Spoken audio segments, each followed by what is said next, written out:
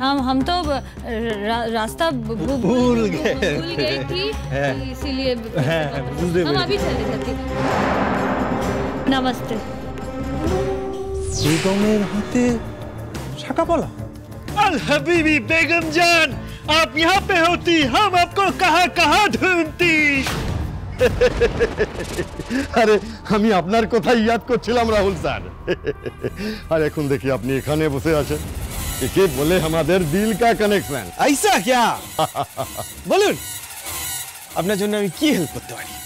ও ভট্টাচার্য বাড়ির জন্য আপনি একটা কাগজ বানিয়ে দিয়েছিলেন না, বুদ্ধিমান সিংহ রায়ের সাইনটা নকল করকে। ও কাগজটা আপনি আমাকে ফের বানিয়ে দিন। আরে আগেরটা যে ছিল না ওটা পুরো বরবাদ হয়ে গেছে। হ্যাঁ आओ। अरे আপনি बिल्कुल चिंता করবেন না, এই ঝুনঝুনওয়ালা किसी को मुफ्त में কাজ कराয় না। এই কাজের জন্য আপনাকে আমি 20,000 টাকা দিব। ওকে? জাস্ট 20,000? हाँ एकदम कैसे দিব, एक बार में। আমার দেওয়া ভট্টাচার্য বাড়ি আপনি বেচবেন 20 কোটিতে, আমি পাবো 20,000। ऐसे कैसे चलेगा? एक बात समझिए, সব খাটনি কিন্তু আমার। রিদ্ধির সাইন আমাকে নকল করতে হবে, সব পেপার আমাকে বানাতে হবে। আমি এগুলো যদি না করি আপনি 20 কোটি কেন 20 টাকাও পাবেন না। আরে আরে আরে আরে আরে সাফ সাফ বলেন তো আপনি চাইছেনটা কি? 50%। একটা কথা আপনি বারবার ভুলে যাচ্ছেন, ওই বাড়িটা যদি বিক্রি করতে হয় তাহলে রাহুলের হেল্প কিন্তু আপনার লাগবে। এমনি এমনি রাহুলকে শেয়ার দেবেন না, সেটা তো হতে দেবো না। সব রিস্ক নেব আমি, আর আপনি বাড়িতে বসে কোটি কোটি টাকা কামাবেন। Not happening. देखिए আপনি আমার সঙ্গে ব্ল্যাকমেল করবেন না और कोशिश भी করবেন না। आपको मालूम नहीं है हम कौन हैं और कितना तक हमारा पहुंच है, समझे? Just cut this nonsense, हाँ? আপনি কে, আপনার পৌঁছ কত দূর, এসব জেনে আমার লাভ নেই। আপনিও জানেন না রাহুল সেনগুপ্ত কে, তাই ওসব কথা রাখুন। আপনার কাছে দুটো অপশন আছে, একটা ওই ভট্টাচার্য বাড়ি বিক্রি করার কথা আপনি ভুলে যান, আর একটা অপশন হচ্ছে ওই বাড়ি বিক্রি করে যা টাকা আপনি পাবেন তার 50% আমার। বলুন সেকেন্ড অপশনটা আপনার জন্য বেটার হবে মনে হয়। আর একদিনে এই বাড়িটার যা বদনাম হয়েছে আমার মনে হয় না আর কোনো বিদেশি খদ্দের আসবে। Take your time. हे भगवान, बारी हमें काके बिक्री करबो, कितना पैसा बिक्री करबो, ये सब कुछ इसको कैसे पता चला? हाँ लीजिएगा, ले लीजिएगा 50%, लेकिन কালকের মধ্যে আমাকে সমস্ত ডুপ্লিকেট পেপারগুলো হাতের মধ্যে পৌঁছে দিতে হবে। আপনার কাজ হয়ে যাবে। কি হচ্ছেটা কি ঋদ্ধিমান বাবু? আরে ছাড়ুন আমার হাতটা। কি হচ্ছে সেটা তো আপনি বলবেন। ওই ঝুনঝুনওয়ালা সেটা আমি ডিলটা ফাইনাল করছিলাম, ওই বাড়িটা আমি আবার কিনে ফেলতাম, আর আপনি সেখানে পৌঁছে গেলেন। আপনার কে যেতে বলেছিল ওখানে? সব ভেজে দিতে কে বলেছিল? শুনুন ঋদ্ধিমান বাবু, বাড়িটা না আমার। ওই বাড়িটা ফিরে পাওয়ার তারা আপনার থেকে আমার অনেক বেশি। আপনি আদৌ ওই বাড়িটা ফেরত চান বলে তো মনে হচ্ছে না আপনার হাবভাব থেকে। আর যদি চান তাহলে ওই বোকামোটা কেন করতে গেলেন? বোকামো আমি করেছি? আমি বোকামো করেছি? আপনি কি বলে অতগুলো টাকা দিয়ে বাড়ি? আমি বুঝতে পারছি না ঋদ্ধিমান বাবু, আপনি কি ভেবে এই গোটা নাটকটা সাজিয়েছেন? আপনি বড়লোক বলে যেমন খুশি টাকা ওড়াবেন, এর কোনো মানে হয়? আমি টাকা ওড়াচ্ছি? তা না তো কি? এটা টাকা ওড়ানো ছাড়া আর কি? কি বলে আপনি ওই ঝুনঝুনওয়ালার থেকে আমাদের বাড়িটা 15 কোটি টাকা দিয়ে কিনতে রাজি হলেন? ইয়ার কি হচ্ছে এটা? এক তো আপনি আমাদের বাড়িটা পাওনাদারের থেকে অতগুলো টাকা দিয়ে ছাড়াই, আমার জামিন করানোর আরো কতগুলো টাকা দিয়ে। কত ঋণের বোঝা আমার মাথায় ঋদ্ধিমান বাবু, আমি ওই টাকা শোধ করবো কি করে জানি না, আদৌ কোনোদিন শোধ করতে পারবো কিনা জানি না। তারপরে আপনি আবার এতগুলো টাকা খরচ করে বাড়িটা কিনতে চললেন। কি করবো আমি? কিভাবে ওই টাকা ফেরত দেবো আমি? টাকা ফেরত দেওয়ার কথা আসছে কোথা থেকে? দোষ তো আমি করেছি, তাহলে সে ভুলের খেসারত তো আমাকে দিতে হবে। বাহ, আর খেসারত দিতে গিয়ে এরকম দান ছত্র খুলে বসবেন আপনি। আপনি দয়া করে এই সমস্যাটার মূলে পৌঁছানোর চেষ্টা করুন আর তার সমাধান খোঁজার চেষ্টা করুন, তাহলে বাড়িটা এমনিই ফেরত পাবো। আর ঝুনঝুনওয়ালার অফিসে ওই কাগজটা আমি ইচ্ছে করে ছেড়ে ফেলেছি, কারণ আমি জানতাম ওই কাগজগুলো জালি, আর তার মানে ওই সইগুলো নকল। একবার ওই কাগজগুলো ছিঁড়ে ফেললে ও আর দ্বিতীয়বার ওই জালি কাগজটা বানাতে পারবে না। কি বুদ্ধি আপনার কি করে মনে হলো যে ওই জাল সই একবার করাবে সে সেকেন্ড টাইম আর করাতে পারবেন?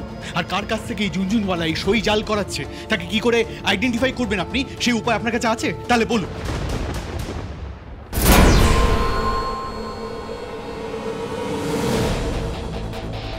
রাহুল এখানে? আপনি জানেন না ঋদ্ধিমান বাবু, আজকে না ঝুনঝুনওয়ালার অফিসে আমি জানি না মানেটা কি? আপনি সবসময় আমাকে ভুল প্রমাণ করার চেষ্টা করেন কেন? আর আপনি আগে আমার কথা শুনুন। এই যে আপনি যে বলছেন যে আপনি প্রমাণ করবেন, কি করে? এই যে আপনি বলছেন ওই টাকা ফেরত দেবেন, আপনি কি করে দেবেন? হ্যাঁ, আপনি আমাকে বলুন আজকে। সারা জীবন মানুষ চাকরি করে ওই অতগুলো টাকা কামাতে পারে না, আপনি একে অতগুলো টাকার আমাকে ফেরত দেবেন? কিছু কিছু জিনিস অন্যের উপর ছেড়ে দিতে, সব কাজ সবার দ্বারা হয় না। তাই আপনি দয়া করে আপনার ওই দশকর্মা ভান্ডারটা সামলান আর এই কাজটা আমাকে করতে দিন। যে বাড়িটা নিয়ে এতগুলো কথা হচ্ছে না ঋদ্ধিমান বাবু, সেই বাড়িটা আমার জেঠু। আজকে যদি আমার জেঠু বেঁচে থাকতো তাহলে আমি আমার জেঠুর স্বপ্ন পূরণ করতে পারতাম, আঁকা নিয়ে অনেক পড়াশোনা করতে পারতাম। তখন হয়তো আপনাকে আমার কথায় কথায় এতটা অযোগ্য মনে হতো না। দেখুন, আপনি ব্যাপারটা কিন্তু অন্যভাবে জানেন তো ঋদ্ধিমান বাবু, আমাকে একমাত্র ওই একটা মানুষই বুঝতো, আমার জেঠু। আর আমার জেঠু মারা যাওয়ার পর থেকে আমার জীবনটা একেবারে অন্যরকম হয়ে গেছে। একটার পর একটা ঝড় আমাকে সামলাতে হয়েছে, আমি সামলেছি, কিন্তু সেই ঝড়গুলো সামলাতে সামলাতে না ভীষণ বিধ্বস্ত হয়ে পড়েছি। নিজের সমস্ত শখ আহ্লাদ সব কিছু বাদ দিয়েছি, হাসি মুখে অন্যের সমস্ত শখ আহ্লাদ পূরণ করেছি। কেন বলুন তো? কারণ আমি মনে করেছি যে সেটাই আমার নিয়তি। হ্যাঁ, এই কথাটা ঠিক, আপনি আমাকে অনেক উপকার করেছেন, আমার পাশে দাঁড়িয়েছেন, কিন্তু আর আপনাকে আমার উপকার করতে হবে না। আমার নিজের, আমার বাবা মার, আমার বোনের, আমার পরিবারের খেয়াল আমি একাই রাখতে পারব। তাই এই বাড়িতে আমি আপনার সাথে আপনার ঘরে নয়, আমার বাবা মার সাথে ওই স্টোর রুমেই থাকবো। আর দয়া করে এটা নিয়ে কোনো নতুন অশান্তি আপনি আর করবেন না। আর হ্যাঁ, আপনার সাথে এই জালিয়াতিটা কে করেছে সেটা আমি ঠিক খুঁজে বের করব, আর তার জন্য আপনার কোনো সাহায্য আমার লাগবে না। বাহ, কি সহজে আপনি আমাকে আপনার জীবন থেকে ছেঁটে ফেলতে পারেন। একবার বলেন আমার সঙ্গে সত্যিটা খুঁজতে বেরোবেন, আবার দ্য নেক্সট মোমেন্ট আপনি বলছেন আমার কোনো সাহায্যই আপনার লাগবে না। সবসময় কেন ভুল বোঝেন আমার? আর যদি বোঝেনি তাহলে সবসময় কেন এই বিশ্বাস ভরসার কথা বলেন আপনি? আপনার কথা শুনে বা আমার প্রতি ব্যবহার দেখে তো মনে হয় না আপনি আমাকে এতটুকু বিশ্বাস করেন। বেশ, আপনার যদি তাই মনে হয় তাহলে তাই শুই। রীতি, আবার কি বলেছো? আচ্ছা, তোমাদের রোজ রোজ কি হয় বলো তো? এত ঝগড়া কিসের এত মান অভিমান আমি তো বুঝে পাই না। আর ওই ঘড়ি ও স্টোর রুমের দিকে গেল কেন? তুমি নিশ্চয়ই খারাপ কিছু বলেছো। বলো, কি বলেছো? রিধি, চুপ করে থেকো না, বলো।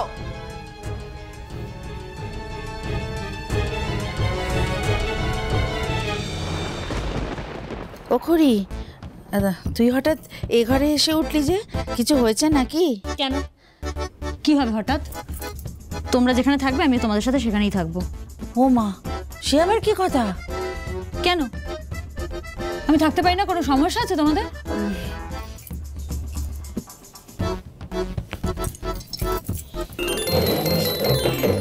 ও মামা গো মা, কেন অসুবিধা হবে, কেন সমস্যা হবে আমাদের? মা, আমি সে কথা বলছি না, আমি বলছি যে এত তো রাত হয়ে গেছে, এখন আবার আঁকা জোকা নিয়ে বসার কি দরকার? এখন বরং ঘরে যা, ঘুমোতে চলে যা। ঘুমালে চলবে মা, কাজ করতে হবে তো আমাদের।